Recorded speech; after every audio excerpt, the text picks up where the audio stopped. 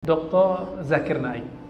Dia bukan ahli agama, bukan ulama, harus diingat. Dia pembaca yang rajin. Hafalannya sama bagus dengan ustadz di Indonesia, rakan kita Ustadz Adi Hidayah. Dia punya metode menghafal rakam-rakam, ya, number-number itu dahsyat sekali. Saya awalnya takjub, di awal-awal saya belajar Islam, saya termasuk pengagum Dr. Zakir Naik. Tapi setelah kemudian kita kaji ilmu muqaranatul adyan wal mazahib wal firaq, saya ittadaha lana anna lahu manhajun dha'ifun wa syujuzun bayyinun, ya, bayyinatun.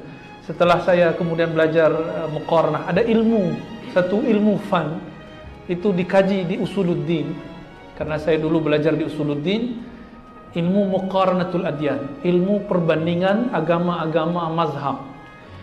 Pemikiran, mohon maaf, Zakir Naik tidak satupun sesuai dengan metodologi yang telah ada dalam ilmu ini. Ternyata beliau terinspirasi inspired by Ahmad Deedat. Tapi Ahmad Deedat tidak sekeras dia. Kenapa? Dia berani bawa kitab-kitab Veda, berani bawa kitab-kitab Bible dengan serampangan. Lalu dia buat tafsir sendiri. Nah, ini yang bahaya. Dalam Islam pun ada yang punya otoritas tafsir, yaitu ulama ahli tafsir. Apalagi di golongan kawan-kawan kita, saudara-saudara yang beda agama itu. Mereka punya lembaga khusus pentafsir.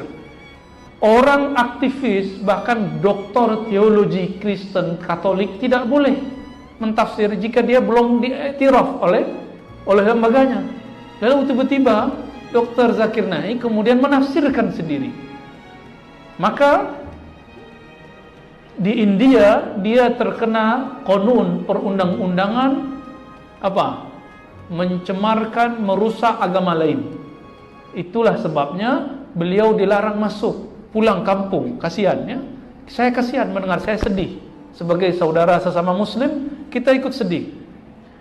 Dan mohon maaf jika dibawa ke Sarawak ini sangat majmu', sangat berbahaya. Sangat berbahaya. Jangan bawa dia, bawa yang lain yang lebih santun. Ya, karena kalau bawa dia nanti bertengkar muslim dengan Kristen. Yang kita sudah jaga lama ini. Ya, kita sudah jaga lama, benar kan? Saya dengar di sini minoritas muslim. Lalu antum mau bawa dia, ya salam, ya. Siap-siap setelah itu kita tengkar.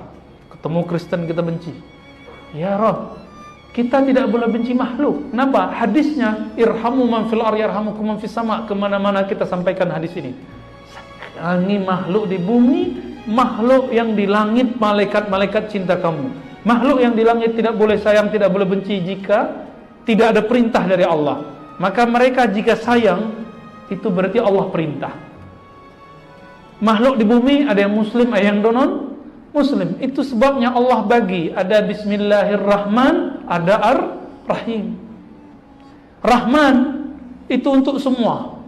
Buka tafsir Imam Fakhruddin Razi, tafsir Imam Nukasir Baydawi.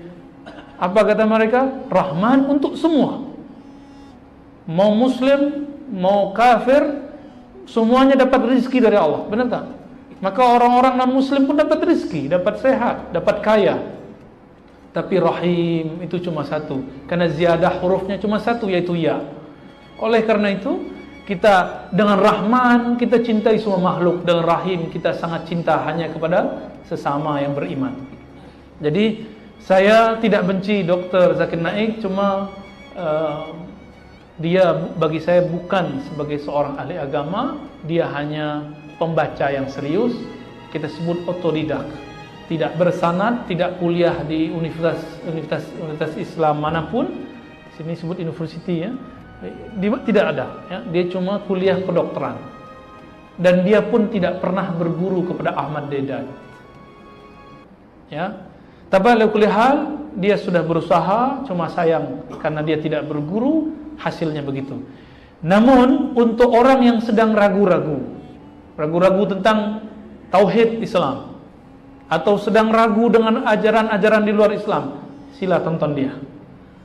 Tapi jika telah masuk Islam, sudah paham agama, enggak usah belajar dia lagi, belajar kepada ulama lagi, ulama yang faqih. May yuridillahu bihi khairan yufaqihu fid din. Siapa yang Allah kehendaki dia dapat keberkahan, kebaikan, kebahagiaan, kejayaan, maka Allah yufaqih.